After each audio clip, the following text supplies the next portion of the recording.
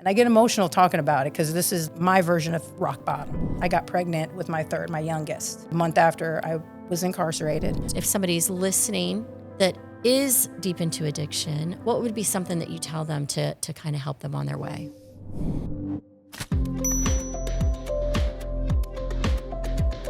Welcome back to another episode of Stick a Fork in It. I hope you loved last week's.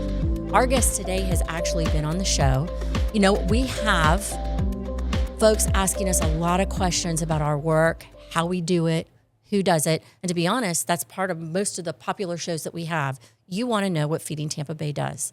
And we have Doreen, who is one of our chefs, who is joining us to talk about herself more personally, because she has an amazing journey that I had no idea. And we all have a story, right? Yes, absolutely. So welcome to the show once again. Thank you so much for having me. We've changed a little bit. It's beautiful in here. I know. I love it. It's so a lot fun. more It looks so cozy. good on YouTube. People just need to subscribe. Yeah, absolutely. Right? Tell us about your role right now.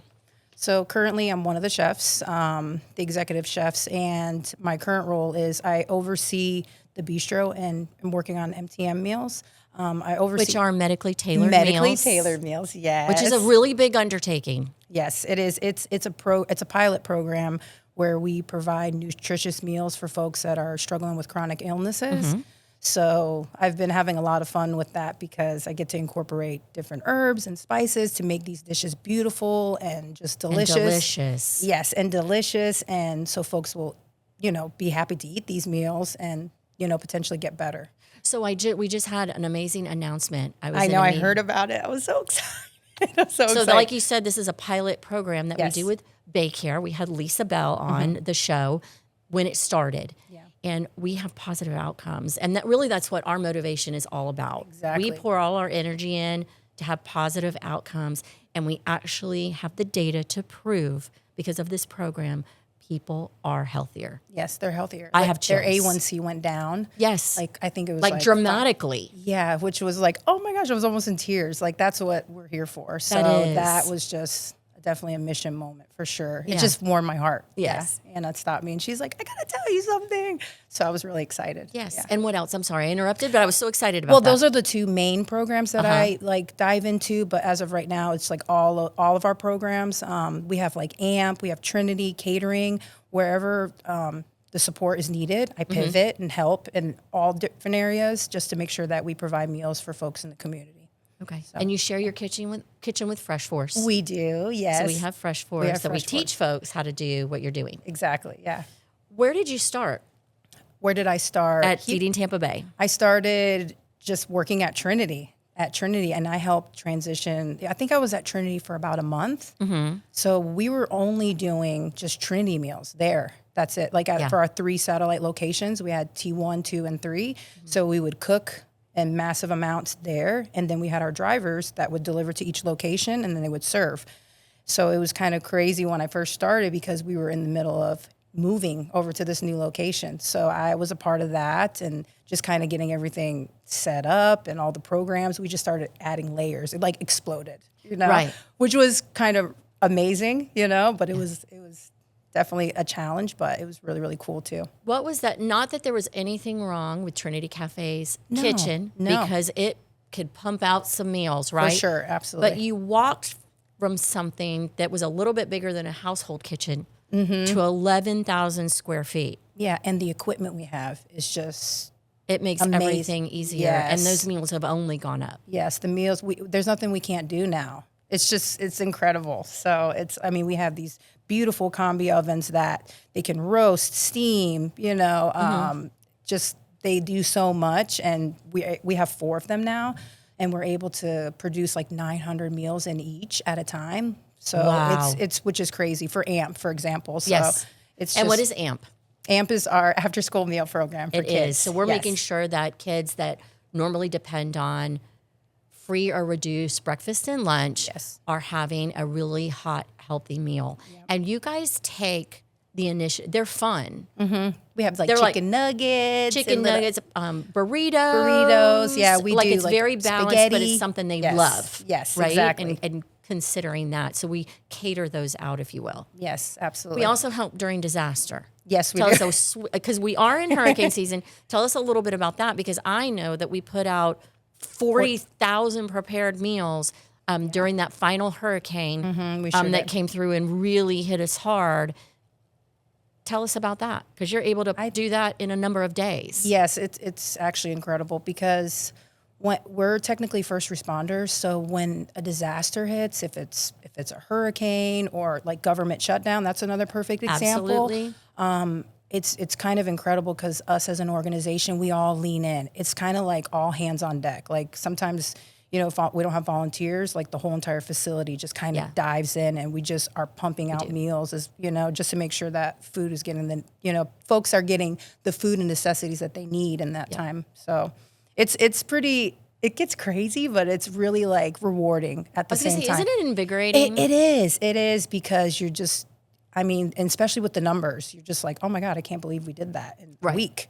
You don't even know that you're doing it because you're just like let's do it. We're going to do this. And our we mindset shifts. Yes. I feel like it's like, okay, it's go time. So, and I feel like everybody has that same vibe. So we just all pitch in and work together. And it's actually really incredible that we can do that. I think our culture, really, we all have a very similar mindset.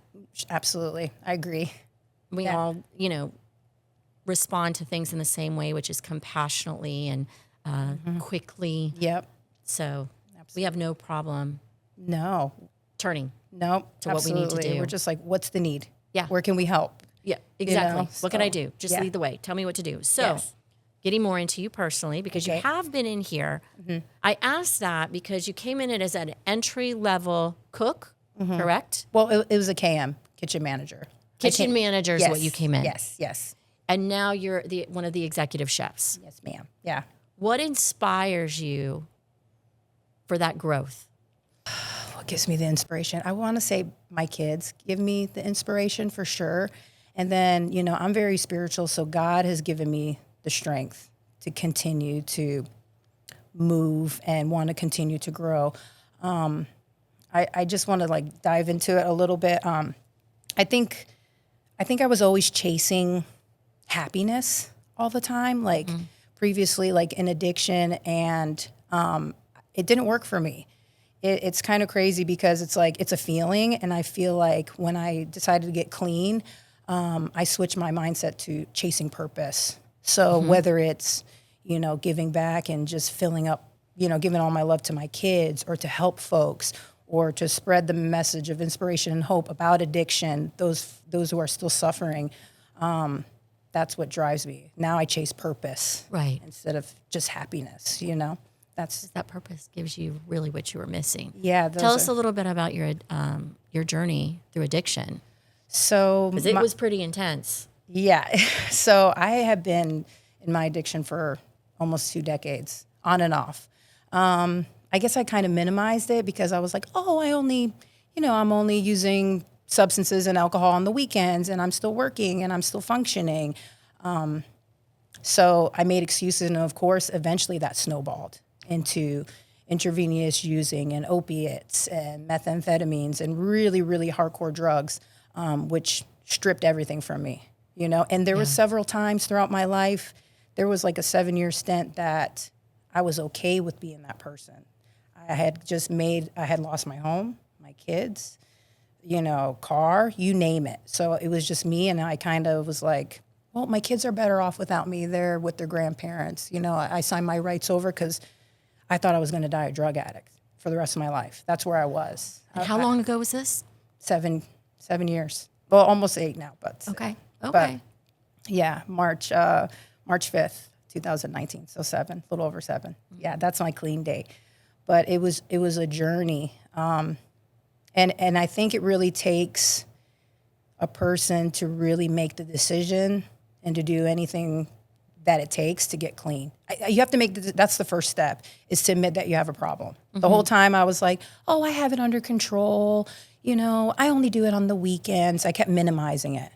So that was a huge problem. And I didn't know any other way. I never put myself into treatment. I would always, as soon as I would get incarcerated, I would come out and I would go back to what I knew, same people, places, and things, right? Same behaviors. Because I was like, oh, it's okay. I'm just going to stay a drug addict. So I'll do my time. I'm not going to take probation. I'm not going to do any of these things because I knew that I wanted to continue that lifestyle. My kids are okay. Those are the demons talking, Yes. you know, the excuses that you make. And then I got pregnant. I have 3 children, which they were in with their grandparents at the time. And then I got pregnant with my third, my youngest. And immediately, a month after, I was incarcerated. And I stood in jail for about almost 8.5 months. And I got out, and 3 o'clock in the morning, paper gowned, big and pregnant, had nowhere to go. And that's where my faith comes in, right? I'm like, what am I going to do? Like, please, God, help me. And I get emotional talking about it because this is my version of rock bottom. Like, I need to change, you know? Yeah. So there, right across the street from the jail, there's a reentry center. So basically, they help you sign up for food stamps.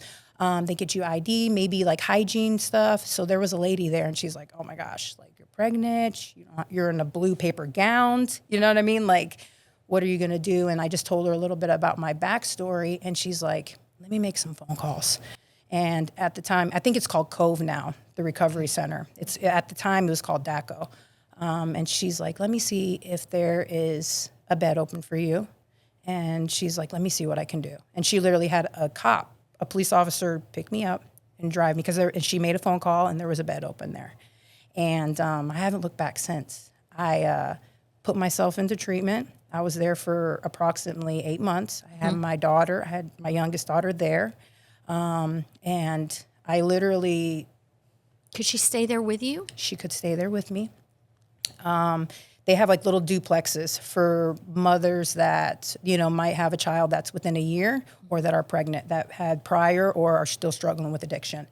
So that was a blessing. I took everything that they taught me, my sponsors, the meetings, I just filled up my toolbox. I was like a sponge because I was, you know, I wanted to do whatever it takes to make this happen and stay clean. So that it was just very impactful. So from there, after I graduated, I was looking for a place. I was having a lot of trouble like finding a job and doing all the things. So I reached out to Metropolitan Ministries. And they extended my stay for a little over a month. So I was able to transition into there.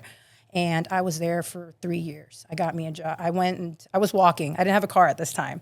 So where Metropolitan Ministries is right there near downtown, and Armature Works is right there. So I applied for a position over there as a prep cook, working for Three Oaks Hospitality, and then I moved my way up. As you know, I started off as a prep cook, then a KM, then a sous chef, and I was there for about 3 years. And during that process, I saved up $15,000. You know, I was able to get my license reinstated. I put myself into college. They have all these resources. That's why I'm so passionate about nonprofits, because the same nonprofits helped me get my life together. I'm so grateful. So grateful for that. So And then you're giving back to it. Yeah, and now I'm giving back. So that's why I made that change. So after there, I kept trying to apply for places, but because of my background and my felonies, it was really hard to find a place. So that's why I was there. They extended me, and then, man, it was crazy. I applied for this apartment, and I went inside, and I gave them my card, and I was like, listen, I'm just very open and vulnerable and honest. Like, this is the situation. This is my background. Will you guys please give me a chance? And the lady's like, I'm sorry. The owner said no, but he also has... He has a landscaper that works for him, and he just started renting 2 properties that are duplexes. Let me look into it. Maybe he'll give you a chance. Sure enough, and I've been there ever since. So it's been a journey, but it's been a lot of hard work, a lot of perseverance, a lot of grit. When I made that decision when I was in the jail, I'm like, something switched in me.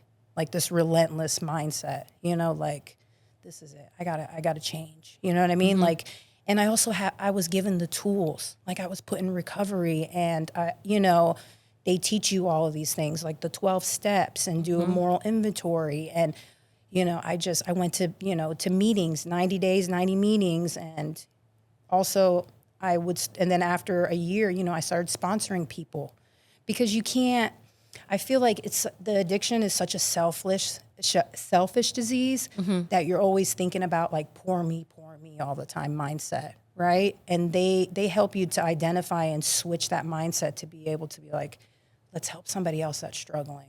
Let's help somebody else that's struggling with addiction or, used to be in the same shoes that you were in before. So it makes you not think about your problems anymore. You're worried about the other person now. So I continued that journey for a while. And then I worked at Three Oaks and I loved it there. But I was kind of at a standstill. Like I always sat down with my daughter one day and we were doing vision boards. And on that was like, I want to own a nonprofit one day. And she's doing hers. And I'm just like contemplating like, gosh, I love creating beautiful meals. I love fine dining, but how am I going to use this and make it purposeful? So I just started searching on Glassdoor one day. And then sure enough, this position here at Feeding Tampa Bay was open. I'm like, God, you're talking to me, And I applied and I've been here ever since, 2 years later. So through this journey, I would say from knowing you, relationships inspire you. You talked about your children. Yeah, absolutely. How difficult was it to mend with your parents and your other children when you made that decision? I think going into jail, being pregnant with a third child, being there for 8 months where you could get support to make those decisions was like a godsend too. Yeah. But then you come out, what's it like repairing, or were they you just got the support that you needed? So I didn't get the support from the paternal grandparents. My parents, my biological parents, they passed away at a young age. So I grew up in the system. So I was adopted at the age of 13. But to make amends with the paternal grandparents, it took time. So my oldest daughter, I'm still working on. She was a lot older when they were taken. She was 12. My son at the time was 2. So I'm still working through that. I reach out to her and she's 23 now. So that's going to take time. But I know eventually it's going to happen because she's really close with her brother. I have her brother now for the summer. I met him. Yeah, my goodness. Gorgeous, kind. Yeah, he's hard worker. He's very sweet. So I have him for the whole summer. I think we're looking at eventually he's going to come back and live with me full time. So that has just been, it's been a journey because it was little by little. So like, I think after I moved into my new place about a year, that's when I kind of started reaching out to the grandparents, like, please, and then I surprised him one day. He was 11 and we've had relations ever since. So like contact, every weekend. And then it's just been growing and growing and growing. So he's been wonderful, and the grandparents, they can see it. They can see the change, from the before and the after, and they're just so proud, Well, to me, that says a lot about your character because it's patience and commitment and understanding and responsibility for what has happened in the past. And,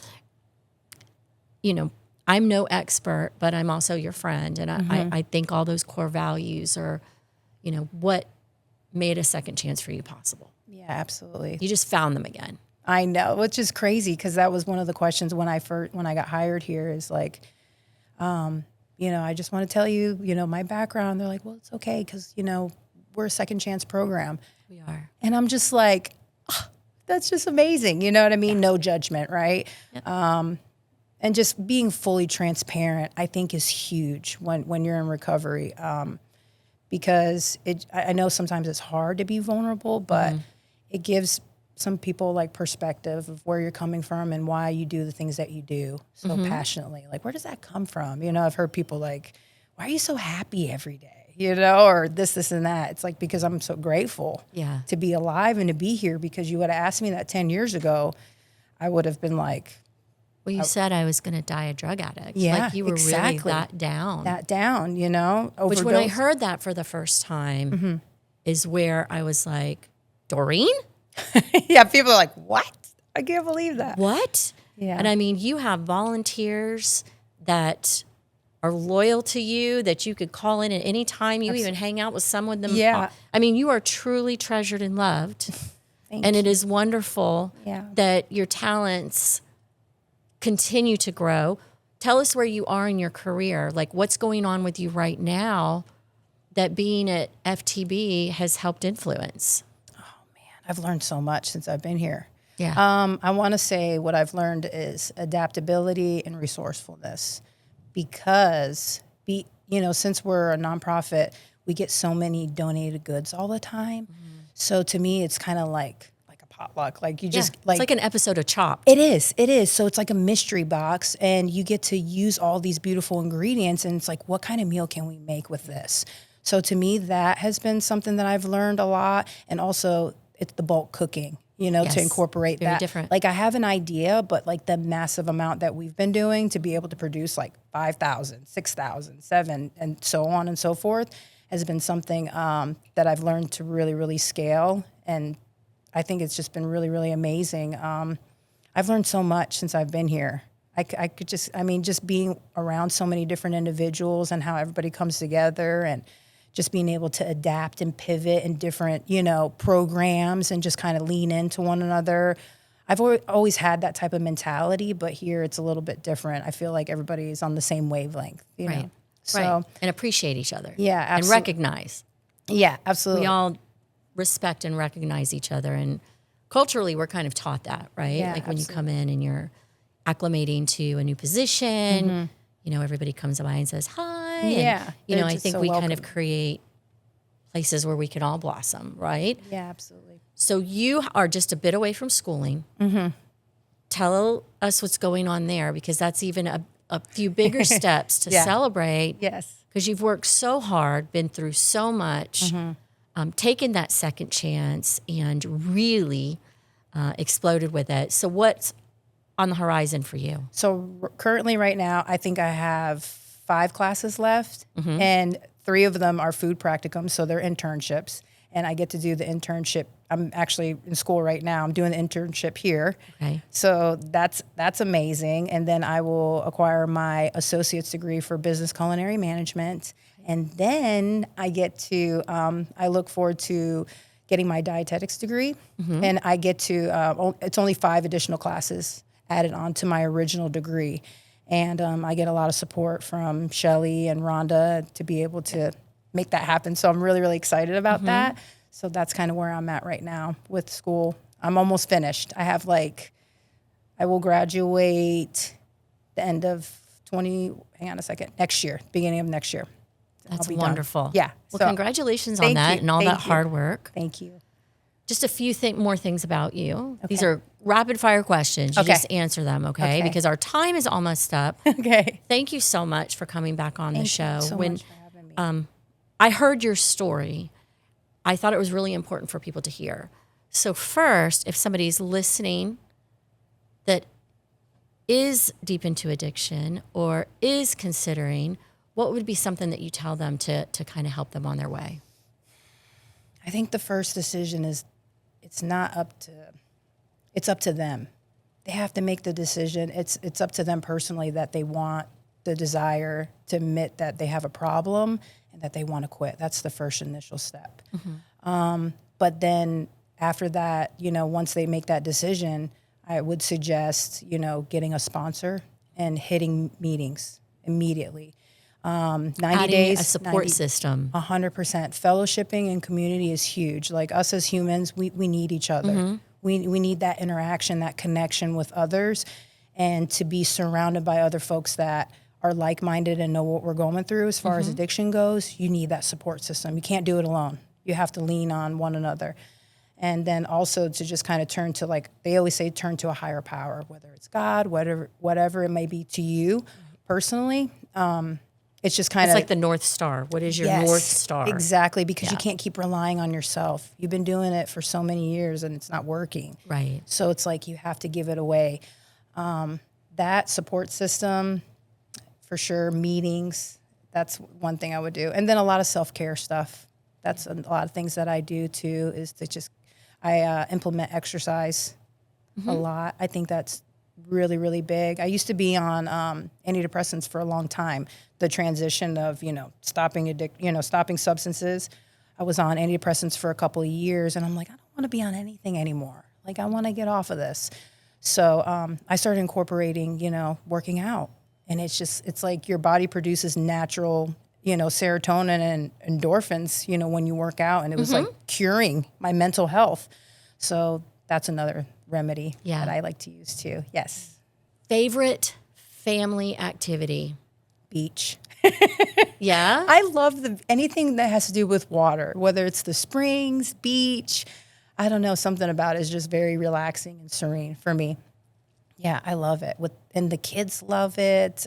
We just always have so much fun, Well, I follow you on social, and So I'm always swimming. But I love knowing your backstory, how happy you are. We've had you on the news, talking about your cooking. The fact that you love to cook, but you are concerned with so many things, the color, the flavor, using natural herbs rather than things that might harm you. Like, you're so talented. Thank you. And committed. Thank you. We thank you. And thank you for taking the time today to tell your personal story, because I think everyone deserves a second chance. Absolutely. And we know from the work that we do, when someone is in crisis, they thrive if they know they have somebody in their corner. Absolutely. So whether someone with addiction needs someone in their corner, whether it's somebody who's struggling, whether it's a whole family who can't afford life, we all need somebody, and we need people to believe in us. Right? So we want to encourage people to do that. Absolutely. Thank you. Thank you so much. Thank you for joining us. Thank we appreciate you so much. Thank you for having me. I appreciate you. Of course. So I hope you enjoyed hearing Doreen's story. Again, we believe in second chances, from from a space of thinking they're dying, an addict, to really taking over a kitchen and changing lives every day and getting her family under one roof. She's a pretty amazing person. And I know you enjoyed listening. Next time.